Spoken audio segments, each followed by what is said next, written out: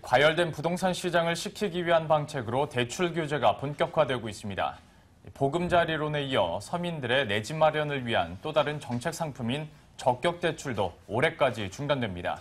내 집 장만을 원하는 실수요자들이 은행에서 돈을 빌리기가 더 어려워질 것으로 예상되면서 논란의 대상이 되고 있습니다. 자세한 내용은 경제금융부 이혜리 기자와 함께 알아보겠습니다. 네, 이혜리 기자. 저희가 어제 이 시간에 보금자리론 사실상 중단됐다고 소식을 전해드렸었는데 적격 대출도 중단이 된다고요? 네, 맞습니다. 실수요자들과 또 이제 서민층이 내 집 마련을 도와줬던 적격 대출과 보금자리론 두 가지가 모두 중단이 됐습니다. 보금자리론은 10년 만기로 고정금리가 2.5% 수준으로 부담이 굉장히 적어서 신혼부부들이 굉장히 많이 찾았었던 대출 상품 중에 하나였습니다. 하지만 주택금융공사는 내일부터 보금자리론 지원대상 주택 가격을 9억 원에서 3억 원 이하로 내렸고요. 대출 한도도 5억 원에서 1억 원 이하로 낮추겠다라고 밝혔습니다.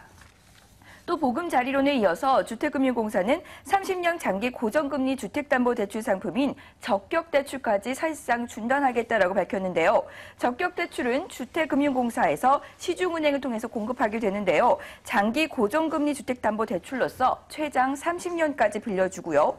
또 저금리의 장기 상품이기 때문에 보금자리론과 더불어서 서민들이 내 집 마련을 할 때 굉장히 많이 찾았던 상품 중에 하나입니다.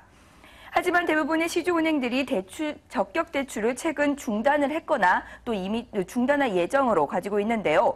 주택금융공사는 올해 책정된 주택금융공사의 적격 대출 한도 16조 원이 거의 소진이 됐다면서 보금자리론과 마찬가지로 재원이 없어서 중단할 수밖에 없다라고 해명했습니다. 네, 이처럼 급증하고 있는 가계 대출을 막기 위해서 오히려 애꿎은 실수요자와 서민층에게 불똥이 튀는 것 아니냐라는 우려감도 커지고 있는데 이 부분 관련해서는 좀 어떤가요?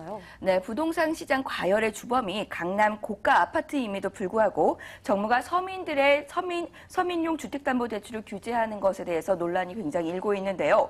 오늘 진행된 국정감사에서도 보금자리론 제한 조치가 서민 실수요자들의 주택담보대출을 제한한다는 지적들이 굉장히 빗받쳤습니다. 임종영 금융위원장은 보금자리론 축소로 낮은 대출력을 서민들에게 더 집중하겠다고 밝혔는데 임 위원장의 발언 한번 들어보시겠습니다. 보금자리론을 이번에 대출 요건을 축소한 것은 오히려 서민들에게 집중적으로 남아있는 여력을 집중하기 위해서라는 점을 말씀드립니다. 네, 글쎄요. 서민에게 집중하기 위함이다라고는 얘기했는데 현재 서민층이 체감하는 것은 180도 다를 것 같습니다. 계속해서 저리로 돈을 빌릴 수 있는 길이 막히다 보니까 어쩔 수 없이 이제 제2금융권으로 가게 될 텐데 제2금융권으로 가면 금리도 높고요. 네, 그렇죠. 근데 이거 자체도 쉽지 않다면서요. 네, 은행권에 이어서 저축은행 등 제2금융권의 대출 문턱도 점점 높아지고 있는 상황입니다. 특히 8.15 부동산 대책에서 정부가 시중은행의 집단 대출을 규제하기 위해서 일반 민간 건설사들의 중도금 대출을 사실상 중단한 상황인데요. 건설사들은 시중은행이 아닌 저축은행이나 새마을금고 등 제2금융권을 통해서 중도금 대출을 받는 방법을 모색하고 있는 상황입니다.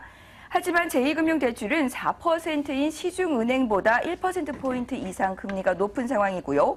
또 정부의 제2금융대출 관리가 강화되면 이마저도 조금 더 힘들 것으로 예상이 되고 있는 상황입니다. 대출 실수요자들의 은행권과 또 정부의 대출 상품을 이용하지 못하면 제2금융권으로 몰릴 수밖에 없는 상황인데요. 제2금융대출 조건도 까다로워지면서 서민층들은 높은 금리 부담에다가 이러한 대출마저도 받기 힘들어질 것으로 예상되고 있습니다. 네, 보금자리론에 이어서 적격 대출까지 중단됐습니다. 오히려 실수요, 서민층에게 부담이 될 것이란 우려감도 나오는 모습입니다. 네, 지금까지 구체적인 내용들 경제금융부 이혜리 기자와 알아봤습니다. 오늘 말씀 수고하셨습니다. 고맙습니다.